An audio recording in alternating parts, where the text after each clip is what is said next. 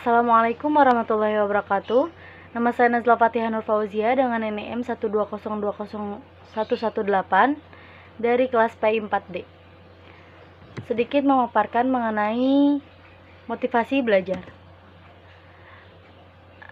Apa sih pengertian dari motivasi?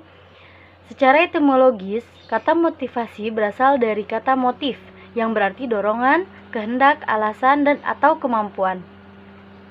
Motivasi merupakan tenaga-tenaga yang membangkitkan dan mengarahkan individu. Sedangkan menurut para ahli, menurut Greenberg dan Baron, mendefinisikan motivasi sebagai serangkaian proses yang menggerakkan, mengarahkan, dan mempertahankan perilaku individu untuk mencapai beberapa tujuan. Kemudian, pembahasan yang kedua mengenai komponen motivasi belajar. Ada 3. Yang pertama ada kebutuhan. Menurut Maslow, kebutuhan fisiologis. Yang kedua, kebutuhan perasaan aman. Yang ketiga, kebutuhan sosial. Yang keempat, kebutuhan harga diri. Yang kelima, kebutuhan aktualisasi.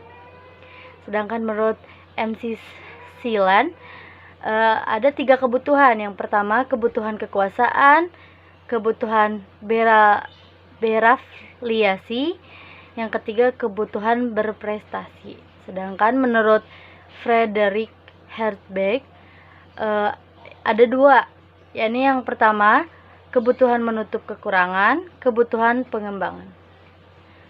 Kemudian ada dorongan atau tingkah laku.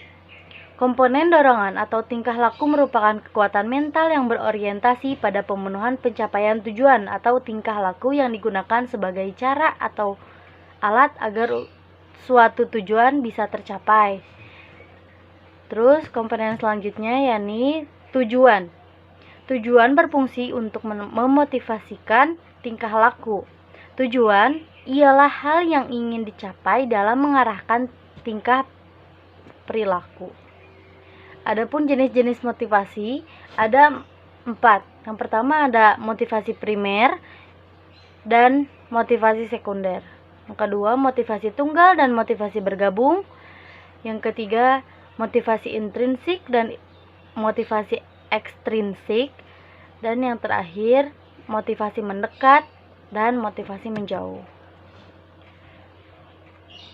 Lalu ada juga motivasi biogenetis dan sosiogenetis. Kemudian motivasi sadar dan motivasi tidak sadar. Nah, selanjutnya mengenai fungsi motivasi belajar. Yang pertama, mendorong manusia untuk berbuat.